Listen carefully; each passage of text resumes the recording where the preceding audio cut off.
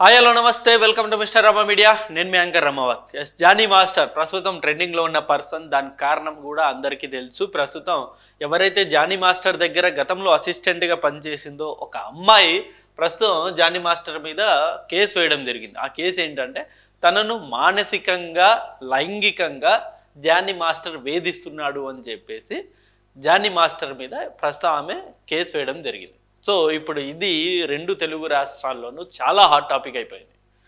So Johnny master ప్రస్తుతం ఇప్పుడు రాజకీయాల్లో కూడా చాలా యాక్టివ్గా ఉన్నారు. ఎలాగైతే సినిమాల్లో అన్ని లాంగ్వేజెస్ కలిపి ఇటు తమిళ్ కావచ్చు, తెలుగు కావచ్చు, హిందీ కావచ్చు, అనేక లాంగ్వేజెస్ సంబంధించిన అనేక సినిమాల్లో కూడా ఆయన వన్ ఆఫ్ ది టాప్ కొరియోగ్రాఫర్గా ప్రస్తుతం ఆయన కొనసాగుతున్నారు. రీసెంట్గా మనం చూసాం ఎన్నో సినిమాలకు బీస్ట్లో ఆ సాంగ్ చాలా పాపులర్ అయిపోయింది. ఇలా అనేక సినిమాలకి ఆయన కొరియోగ్రఫీ చేస్తూ ఇప్పుడు టాప్ ట్రెండింగ్ డాన్స్ మాస్టర్గా ఇప్పుడు కొనసాగుతున్నారు. ఇంకా బోల్డ్ అని భవిష్యత్తు ఉంటుంది ఇక డ్యాన్స్లో, ఆయనకి తిరుగులేదు అనుకుంటున్నారు. అలాగే రాజకీయంగా ఒకసారి మనం చూసుకున్నట్టయితే జనసేన పార్టీలో కూడా చాలా కీలకంగా వివరించారు. ప్రచారం చేసేటప్పుడు ఎంత కీ రోల్ ప్లే చేశారో మనం అందరూ చూసాం. పవన్ కళ్యాణ్ గారి మీద అభిమానంతో ఒక సాంగ్ కూడా ఆయన సొంతంగా చేయడం జరిగింది. సో ఇలాంటి తరుణంలో అంటే ఇటు రాజకీయంగాను, ఇటు సినిమాల పరంగాను, కొరియోగ్రఫీ పరంగాను టాప్ పొజిషన్లో దూసుకెళ్తున్న జానీ మాస్టర్ ప్రస్తుతం అనేక సమస్యల్లో చిక్కుకున్నారు.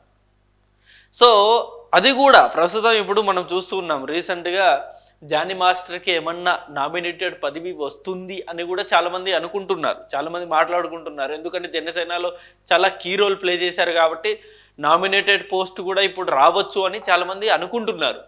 సో అలాంటి సిచ్యువేషన్ కూడా ఇప్పుడు ఉంది జానీ మాస్టర్ ప్రస్తుతం. సో ఇలాంటి తరుణంలో ఇప్పుడు ఇలాంటి ఇష్యూ రావడం వల్ల రీసెంట్గా మనం చూసాం జనసేన పార్టీ నుండి కూడా ఆయన్ని సస్పెండ్ చేయడం జరిగింది. సో ఈ ఆరోపణలు వచ్చిన తర్వాత సో ఏంటి ఆరోపణలు ఒకసారి మనం చూసుకున్నట్టయితే జానీ మాస్టర్ మీద వచ్చిన ఆరోపణలు ఏంటి? ఎవరైతే తన అసిస్టెంట్ ఉన్నారో శ్రేష్ఠి వర్మ, సో ఆమె జానీ మాస్టర్ మీద ఈ కేసులన్నీ వేయడం జరిగింది. సో 2019 నుండి తనకు మానసికంగా జానీ మాస్టర్ ఇబ్బంది పెడుతున్నారు, శారీరకంగా ఇబ్బంది పెట్టారు అని చెప్పేసి ఆమె ఆరోపించడం జరిగింది. అండ్ ఆమె ప్రధానంగా ఆరోపణ చేసిన వాటిలో ఇది ప్రధానమైనవి. చెన్నై నుండి ముంబై వెళ్ళినప్పుడు హోటల్స్లో, నార్సింగ్లో తన నివాసంలో కూడా జానీ మాస్టర్ చాలా ఇబ్బంది పెట్టాడంట అమ్మాయికి. సో తనను లైంగికంగా చాలా వేధించాడంట. నార్సింగ్లో ఉన్న తన ఇంట్లో కావచ్చు, లేకపోతే ఏదైనా అవుట్డోర్ షూట్లకు వెళ్తారు కదా, సాంగ్ షూట్లకి, అలా చెన్నైకి వెళ్ళినప్పుడు కానీ లేకపోతే ముంబైకి వెళ్ళినప్పుడు కానీ ప్రతిసారి జానీ మాస్టర్ వేధించేవాడంట. షూటింగ్కు సంబంధించిన వాహనంలో కూడా తనను వేధించేవాడు.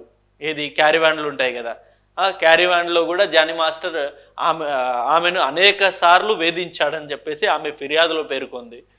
అలాగే వచ్చేసి ఒప్పుకోలేదని తన తలను అద్దానికి వేసి కొట్టాడని, భార్యతో కలిసి తనపై దాడి చేశాడని కూడా ఆమె ఫిర్యాదు చేసింది. ఏది ఈ సెక్సువల్కి సంబంధించి ఒప్పుకోలేదని చెప్పేసి తన తలని అద్దానికి వేసి కొట్టాడంట. అలాగే అక్కడికి ఆమె ఒప్పుకోకపోవడంతో భార్యతో కలిసి ఆమెను చిత్రహింసలు పెట్టారంట. ఇది కూడా ఆమె మెన్షన్ చేసింది ఎఫ్ఐఆర్లో. అలాగే వచ్చి అంతేకాకుండా రాత్రి వేళలో ఇంటికి వచ్చి స్కూటీని ధ్వంసం చేశాడంట. విషయం ఎవరికైనా చెప్తే ఇండస్ట్రీలో లేకుండా చేశానని బెదిరించాడంట. సో ఏదైతే అప్పటికి లైంగికంగా జానీ మాస్టర్ వేధించాడో, ఈ వేధింపులు ఎవరికైనా చెప్తే, నేను ఇలా చేస్తున్నానని ఇండస్ట్రీలో ఎవరికైనా చెప్తే, లేకపోతే బయటకే చెప్తే ఖచ్చితంగా నిన్ను లేకుండా చేస్తాను అని చెప్పేసి జానీ మాస్టర్ ఆమెను బెదిరించినట్టు ఆమె ఎఫ్ఐఆర్లో పేర్కొంది. తనను పెళ్లి చేసుకోవాలంటే మతం మార్చుకోవాలని చెప్పాడంది. ఆమె హిందూ వర్మ కాబట్టి. సో జానీ మాస్టర్ పెళ్లి ప్రతిపాదన తీసుకొచ్చాడు. పెళ్లి ప్రతిపాదన తీసుకొచ్చి తాను పెళ్లి చేసుకుంటానని చెప్పేసి, ఒకవేళ పెళ్లి చేసుకోవాలి అంటే తాను మతం మార్చుకోవాలి అని చెప్పేసి కూడా ఆమెకు బెదిరించినట్టు ఆమె ఎఫ్ఐఆర్లో పేర్కొంది. సో ముస్లిం మతంలోకి మారాలని చెప్పేసి ఒత్తిడి చేసినట్టు ఆమె ఎఫ్ఐఆర్లో పేర్కొంది.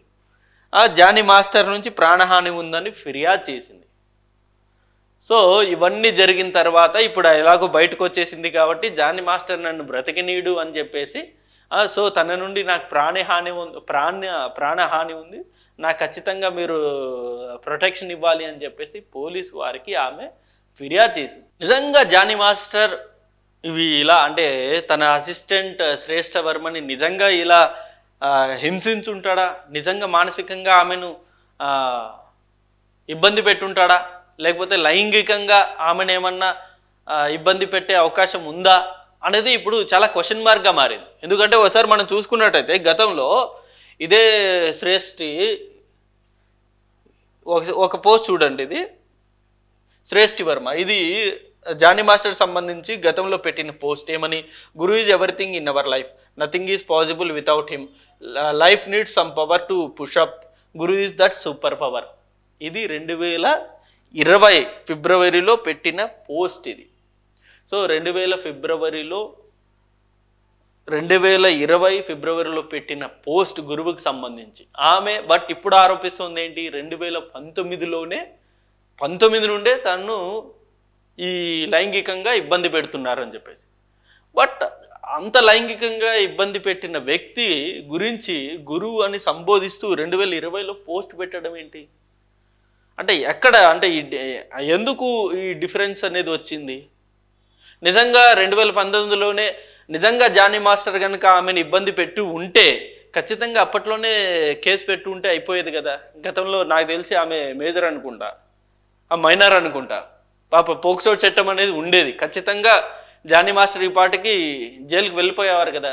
2019లోనే ఎందుకని కేసు ఫైల్ చేయలేదు, ఎందుకని జానీ మాస్టర్ మీద ఈ ఆరోపణలు చేయలేదు? పోనీ ఇది ఒకటే కాదు, ఇది గతంలో మనం చూసే చూడండి ఈ వీడియో కంప్లీట్గా ఒకసారి. అంటే ఇద్దరి మధ్య మంచి రిలేషనే ఉంది, ఇది చూడండి.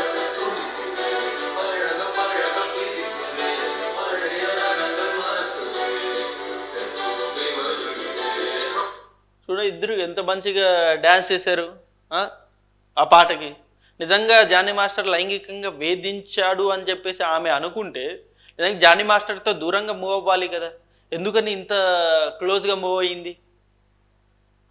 అంటే ఇలాంటి డౌట్స్ ఇప్పుడు సోషల్ మీడియాలో చాలా రైజ్ అవుతూ ఉన్నాయి. అదొకటే కాదు, ఇది కూడా చూడండి, జానీ మాస్టర్ తనకు సినిమా అవకాశం ఇప్పించాడని చెప్పేసి.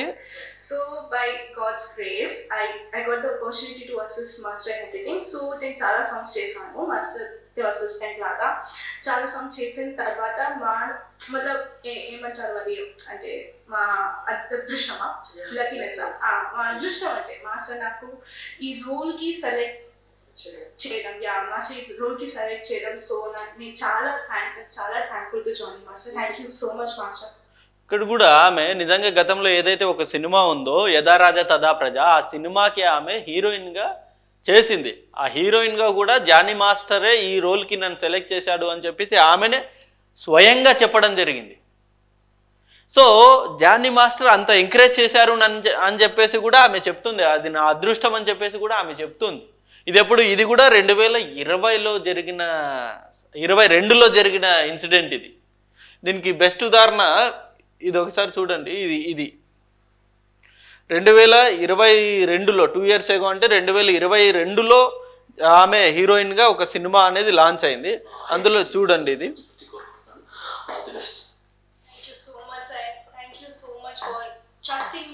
అంటే నాకు నా మీద నమ్మకం ఉంది మీకు, అలా నేను బాగా చేస్తా అలా. బికాస్ అంటే ఎవరు లేరు, మీన్స్ ఐ డిడ్ అసిస్టెంట్, నేను మీతో పాటు వర్క్ చేశాను, ఎవరు లేదు అంటే అసిస్టెంట్ హీరోయిన్ అలా పెట్టుకుందాం అంటే ఆ నమ్మకం ఎవరికి లేదు.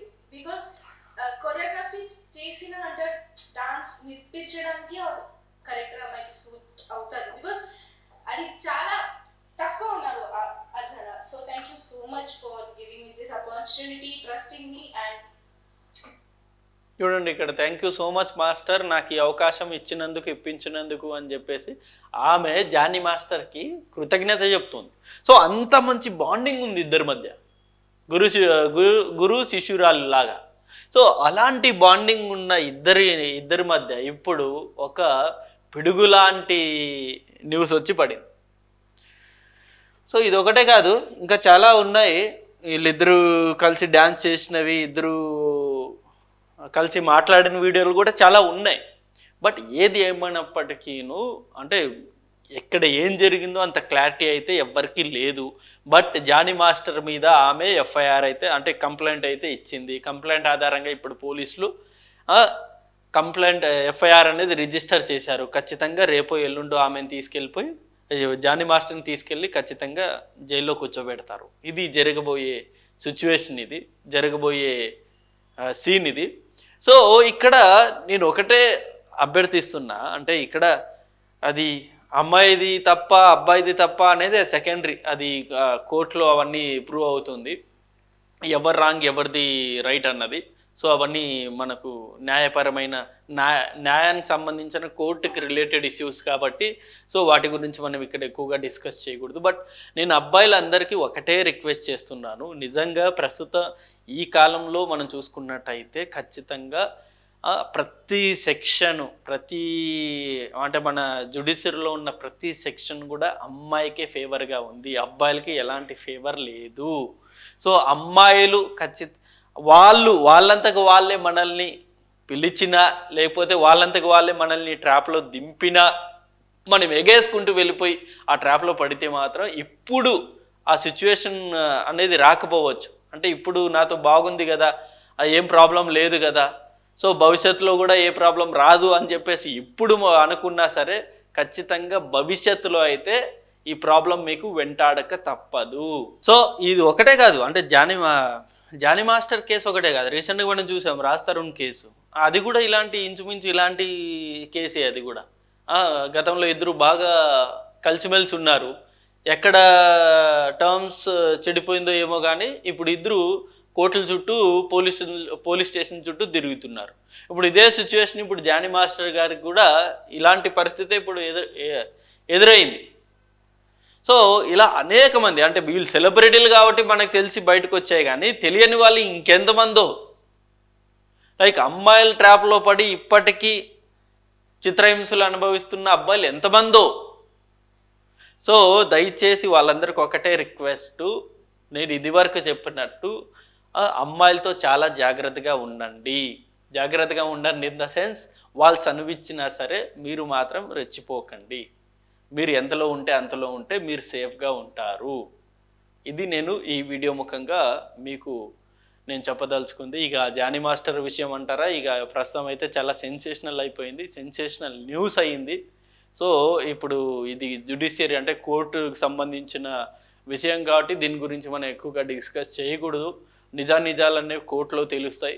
ఇప్పటి వరకు అమ్మాయి ఇచ్చిన ఎఫ్ఐఆర్ఏ బయటకు వచ్చింది, అంటే దీని మీద జానీ మాస్టర్ స్పందించాలి, జానీ మాస్టర్ వైఫ్ స్పందించాలి, అలాగే ఈ డ్యాన్స్ అసోసియేషన్కి సంబంధించిన అనేక మంది నాయకులు ఉన్నారు, వాళ్ళందరూ స్పందించాలి. ఇలా చాలామంది బయటకు వచ్చి మాట్లాడాల్సిన సిచ్యువేషన్ ఉంది కాబట్టి వాళ్ళు ఏం మాట్లాడతారు, జానీ మాస్టర్ ముఖ్యంగా జానీ మాస్టర్ దీని గురించి ఏం చెప్తారన్నది మనకు భవిష్యత్తులో అయితే తెలుస్తుంది. అండ్ దీనికి సంబంధించిన కోర్టులు ఎలాంటి తీర్పు ఇస్తాయన్నది కూడా భవిష్యత్తులో మనకు తెలుస్తుంది. సో ఇది వీడియో, అండ్ ఈ అంశం మీద మీ అభిప్రాయాన్ని కూడా కింద కామెంట్ రూపంలో తెలియజేయండి. And thank you for watching this video. Thank you.